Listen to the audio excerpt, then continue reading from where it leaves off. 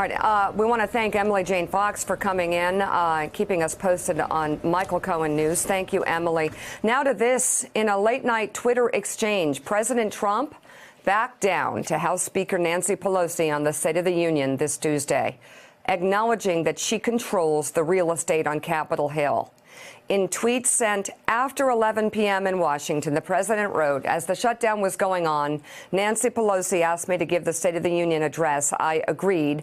She then changed her mind because of the shutdown, suggesting a later date. This is her prerogative.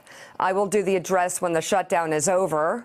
I'm not looking for an alternative venue for the address because there is no venue that can compete with the history, tradition, and importance of the House chamber. I look forward to giving a great State of the Union address in the near future."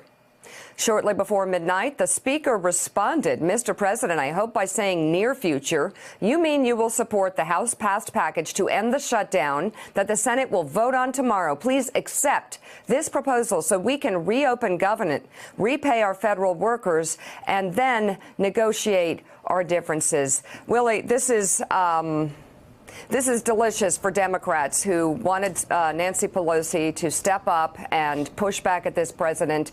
And in what may be somewhat of a symbolic battle, it seems like for the first time in his life, he got the answer no, and he had to live with it. Well, Speaker Pelosi has held the line throughout this shutdown, and ironically, she is the one person, it seems, that President Trump actually respects in Washington. The way he talks about her, the way he addresses her, the way he now responds to her demands and requests is unlike other people that we've seen throughout Washington and during his presidency. And Jake Sherman, the question now is, okay, we're back from the brink a little bit of this State of the Union address, but what happens from here? We've got the two votes today in the Senate, one a Republican bill, one a Democrat bill, neither expected to get the 60 votes it needs.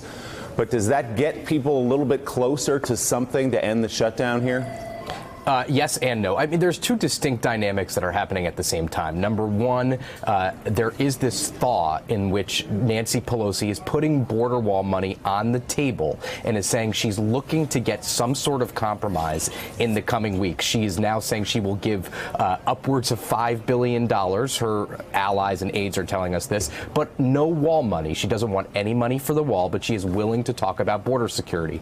Then you have this incredibly bizarre standoff, which, by the way, Republicans thought yesterday that they were winning. They were daring Nancy Pelosi to disinvite formally the president from giving the State of the Union. Nancy Pelosi did it basically without blinking an eye, and the president backed down. That's an important dynamic because it does reestablish Pelosi as it establishes her primacy on Capitol Hill, which is incredibly important in this tit for tat with the president. Now, listen, in the next couple days, two things need to happen. Nancy Pelosi and Mitch McConnell need to get engaged with each other. They are the only two people at this point, along with Chuck Schumer, who could get a deal. And the deal that we know, we kind of understand what the contours of this deal are.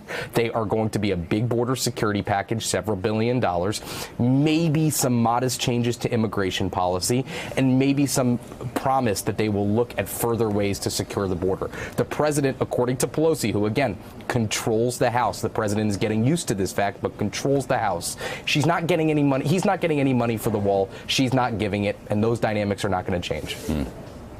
So another new poll shows that the shutdown is crashing President Trump's approval rating. The Associated Press, an ORC poll, puts the president's job approval at just 34%, down 8 points from December. Meanwhile, disapproval of his performance has climbed up to 65%, up 9 points from just before the shutdown began. His rating is near its lowest in 2 years, dropping significantly among independents. This after a CBS News poll found his approval rating has fallen to 36%. Asked in a separate question if a border wall is worth the government shutdown, 71% said no. Still, the Trump administration is reportedly asking agency leaders for a list of programs that would be affected if the shutdown continues for the next several weeks. A senior official with the Office of Management and Budget tells NBC News, quote, "Prudent management means planning and preparing for events without known end dates." As OMB continues to manage this partial lapse in appropriations, unfunded agencies are being asked to continue to share with OMB an ongoing list of programs that could be impacted within the coming weeks. According to the Washington Post, acting White House Chief of Staff Mick Mulvaney has pressed agency leaders for a list of high-impact programs that would be jeopardized if the shutdown continues into March and April.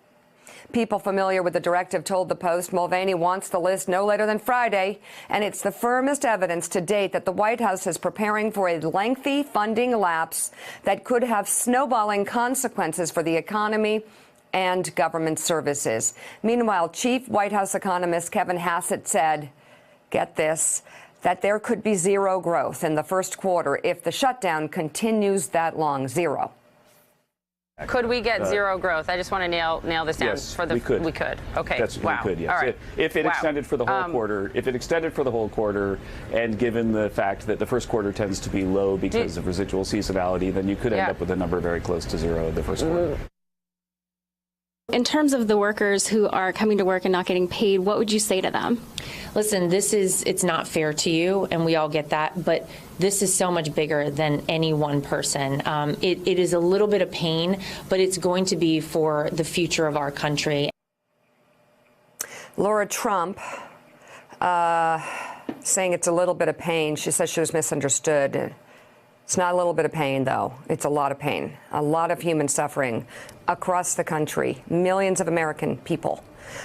Michael Steele, look at these poll numbers and tell me how Republicans wouldn't at this point be urging Mitch McConnell to figure something out, because this cannot go on till March and April, and this White House is preparing for it to go on in March and April. Are Republicans going to stay with this?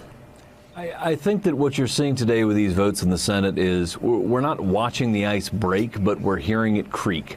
This is the beginning of the end of this shutdown. We're going to see an effort after we see that the president's plan can't pass and the Democrats' plan can't pass. You're going to see probably Senator McConnell and Speaker Pelosi working together to find the compromise language that gets the government open again.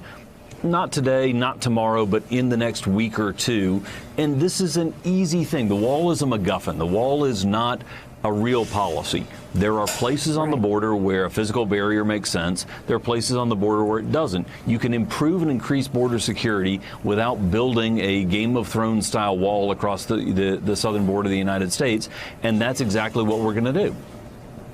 Well, hold on, Willie, sorry, just Michael, follow up. Can Democrats give him some sort of symbolic, safe-facing amount of money for the stupid wall?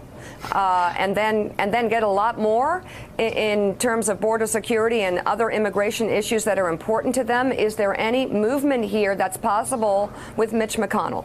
Sure. I think that this is going to end with a typical Washington fudge where Democrats will agree to additional money for border security, and they will say there's no wall, we're not giving money for a wall, they're not going to build a wall. The president will say, look at all this money I got to build a wall to improve border security, right, and everyone lives to fight another day.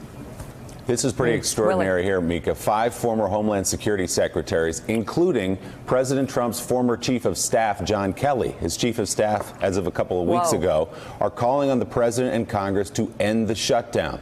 NBC News has obtained a copy of the letter. It states that one of the unfortunate consequences of the shutdown has been the need for some Homeland Security employees to seek unemployment or to find a new job. The letter reads in part, We write to you today with a simple message. Fund the critical mission of DHS. Homeland Security is national security. DHS has a vital mission to secure the nation from the many threats we face. Also, groups representing aviation professionals are sounding the alarm about the growing risks to public safety. Yesterday, the unions representing air traffic controllers, pilots, and flight attendants released this joint statement. Quote, in our risk-averse industry, we cannot even calculate the level of risk currently at play, nor predict the point at which the entire system will break. It is unprecedented. Mike Barnacle, go back to John Kelly for a second. As I said, he was President Trump's chief of staff for almost 2 years. As of a couple weeks ago, as the chief of staff, he has now signed on to a letter saying, end the shutdown. Yeah, well, he knows how stupid the shutdown is. Yeah. And he knows how really relatively easy it would be to end the shutdown if both sides were not so dug in and the politics of this were not so polarized. Michael Steele, who worked for John Boehner, I mean, John Boehner had a very good relationship with former Chief of Staff Bill Daley. in the Obama White House. They spoke regularly. They almost got a big budget deal done. Didn't happen, but they were speaking to each other. Now it seems both sides are so frozen in movement, in their lack of movement, that we have the acting Chief of Staff, Mick Mulvaney, talking about what to do to prepare for an extended shutdown into March or April. Susan, I don't know about you, but I mean, watching this play out is just a stunning, stunning portrait of complete ignorance on both sides of what the reality of this shutdown is doing, not just to the 800,000 people not getting a check for the second time, but to the country itself. You know, it's cold comfort to people across the country, especially the federal workers affected by this, that they see this tit-for-tat debate going on in Washington. But I think that is the force that is going to make this get resolved. You know, you think about who broke yesterday with the president. Cory Gardner told the Denver Post he would vote for the Democratic bill coming up in the Senate today. Cory Gardner up for re-election in Colorado next year. Just finished a term as chairman of the Senate campaign committee arm for the GOP. That's a message that senators and congressmen on the Republican side, as well as the Democratic side, are hearing from people, from their constituents, that this needs to stop, and not in March or April. That would be extraordinary for this to extend into then. Yeah. All right, so Jake, looking forward to whether or not getting Mitch McConnell to move on this, and Mitch McConnell perhaps to appeal to the president that this isn't working, that the only people who might be appealed to here is that hardcore base, that most of America doesn't want this wall, but you've got human suffering here and danger to the country. Isn't this upon Mitch McConnell at this point to make the president understand his fantasy has to end? Yeah, well, it is, because he's going to have a member management problem, and Mitch McConnell understands that. Right now, the dam, and I agree with Mike Steele on this, the dam has not broken, but it is showing signs of cracks. It is showing signs of creaking, I guess is the word I'm looking for. But I don't know when that moment will come. But when it does come, I do believe, having covered McConnell for this long, and I assume Mike agrees here, I do believe that when he goes to the president with that information, the president will have to listen to him, because once McConnell decides to move, he will be able to override a veto at some point in the coming days or weeks. I don't know when that point is. It's probably in the next 2 or 3 weeks. When he decides to move, everyone will follow him. It's not like the House of Representatives. All of McConnell's Senate Republican colleagues follow him and listen to him. So when he decides to move, it will be a sign for the president that it's time to end this thing, and it's time to end it with what Mike said is a fudge, some sort of deal that allows both sides to declare victory and move on, because the president's agenda, to the extent he has one, is completely stalled at the moment. Everything is focused on this immigration fight. All right, senior writer at Politico, co-author of The Playbook, now in NBC News and MSNBC political contributor Jake Sherman. Thank you very much. Thank you. And still ahead on Morning Joe, the FBI Agents Association says the shutdown is hurting national security. We're going to talk to the group's president, who represents 14,000 active and former agents. Also ahead, some major developments on the international stage. The Trump administration is putting itself in the middle of Venezuela's crisis. Richard Haas weighs in on the risks and the benefits of regime change.